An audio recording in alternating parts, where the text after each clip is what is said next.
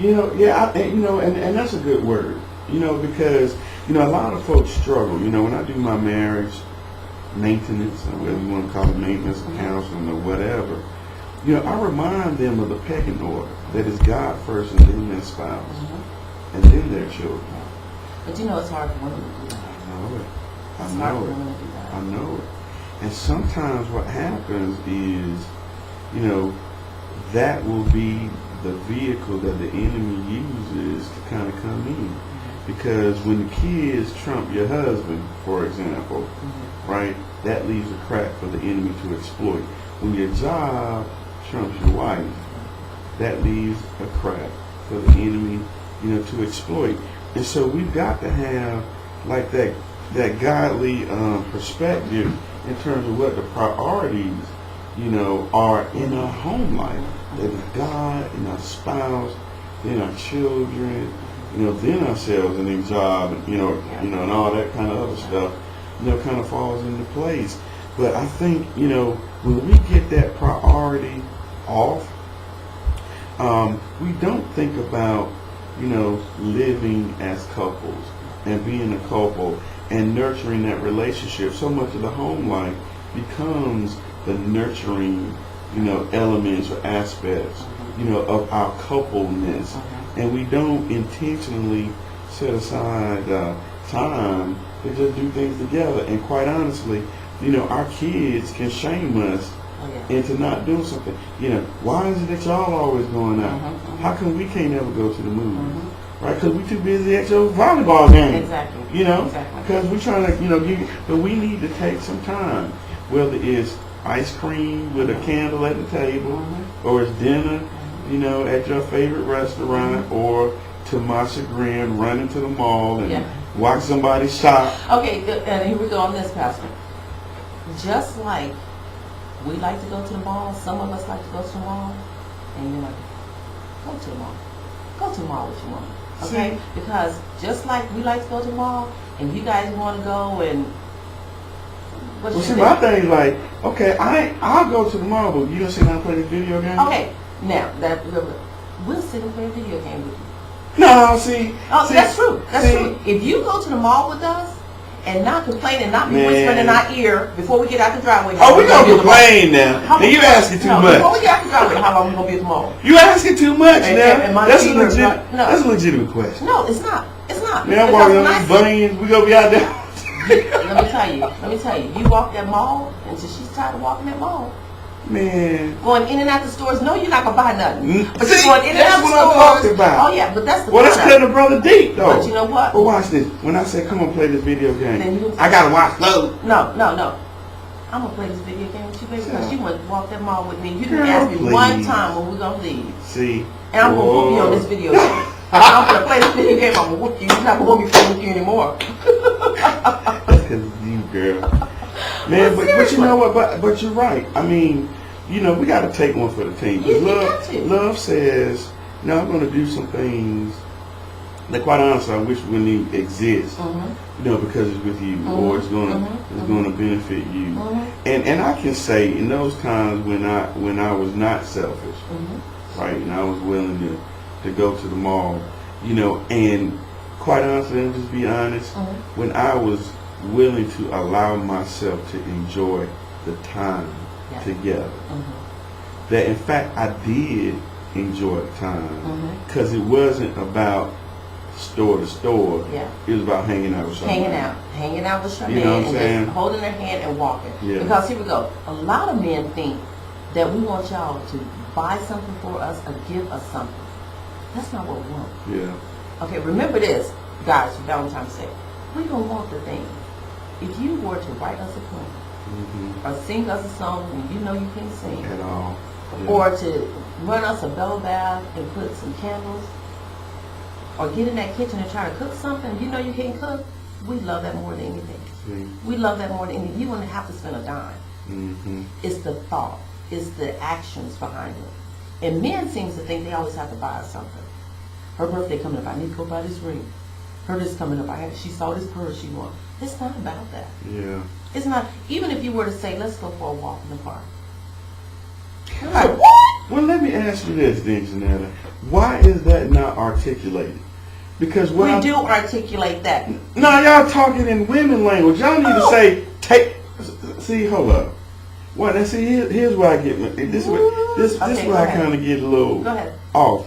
Because I think a lot of times we don't communicate as clearly as we could. Because y'all can't hear. No, wait a minute now.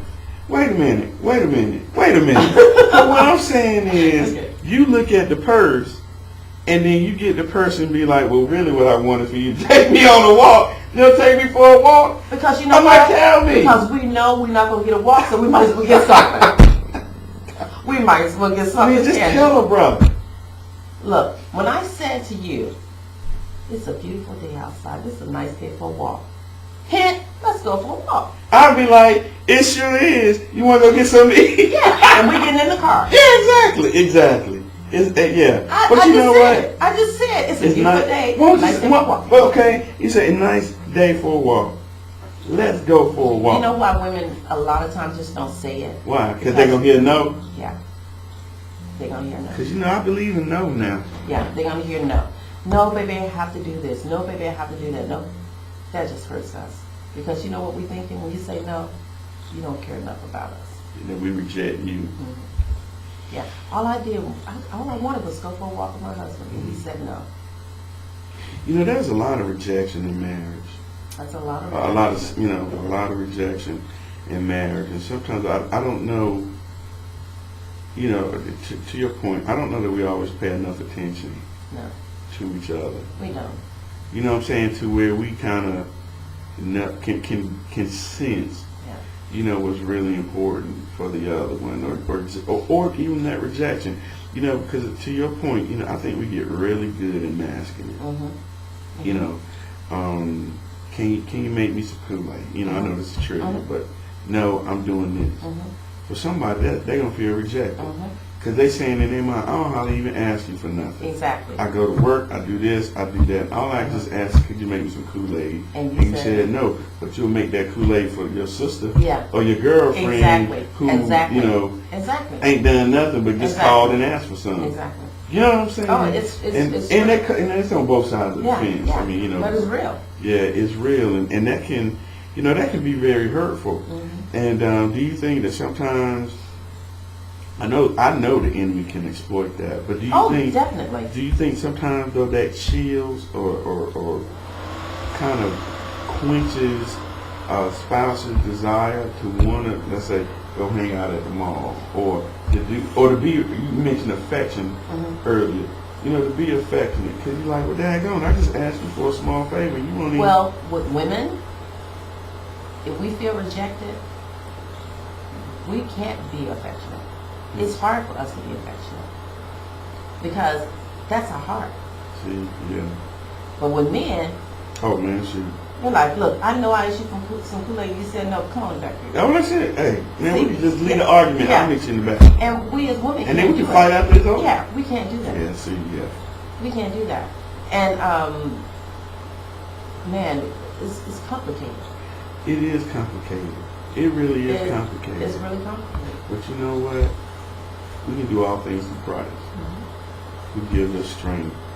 And you know, as He leads us, and as we read His Word, as we pray, and as we really, really strive, you know, to make our marriages a team in the eyes of God, you know, as opposed to in the eyes of the world. You know what I'm saying? Those things that are complicated, I'm not going to lie and say it becomes easy, but it becomes easier.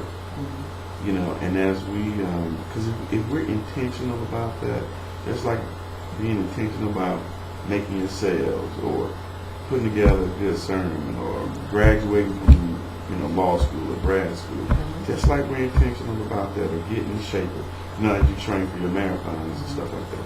If we're intentional about our marriages and our families and our home life, I think we will see some improvement.